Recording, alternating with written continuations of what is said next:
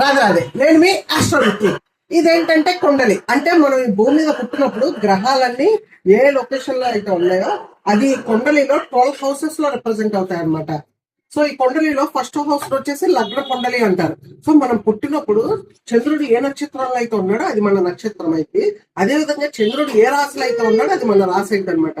అదే విధంగా eastern Horizon లో ఏ నక్షత్రం అయితే ఏ రాశి అయితే ఉంటుందో అది లగ్న కుండలి అయితే అనమాట.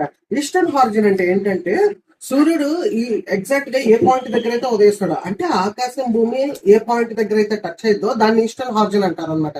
సో ఆ పర్సన్ పుట్టినప్పుడు ఈస్టర్న్ హార్జన్ లో ఒకవేళ కుంభరాశి అంటే ఎక్వేరియస్ రాశి ఉంటే వాళ్ళకి వచ్చేసి కుంభ లగ్న కుండలి అంటారు, అంటే ఎక్వేరియస్ లగ్న కుండలి.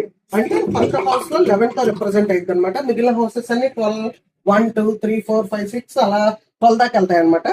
అంటే ఫస్ట్ హౌస్ లో 11 రాశి ఉంటది, 12th హౌస్ లో 10 రాశి ఉంటది, 11th హౌస్ లో 9 రాశి ఇలా ఉంటాయి అనమాట. ఈ కొమ్మ లగ్న కుండలి వాళ్ళ క్వాలిటీస్ ఎలా ఉంటాయంటే వాళ్ళు చాలా ఇన్నోవేటివ్ ఉంటారు అనమాట, చాలా ఫ్యూచరిస్టిక్ ఉంటారనమాట. వాళ్ళ ఆలోచన విధానం అంతా complete out of the box ఉంటది అనమాట. కొంచెం రెబలస్ గా ఉంటారు, ఫ్రెండ్లీగానే ఉంటారు కానీ కొంచెం డిటాచ్డ్ గా ఉంటారు అనమాట. వాళ్ళు ఏంటంటే చాలా ఇంటలెక్చువల్ గా ఉంటారు అనమాట.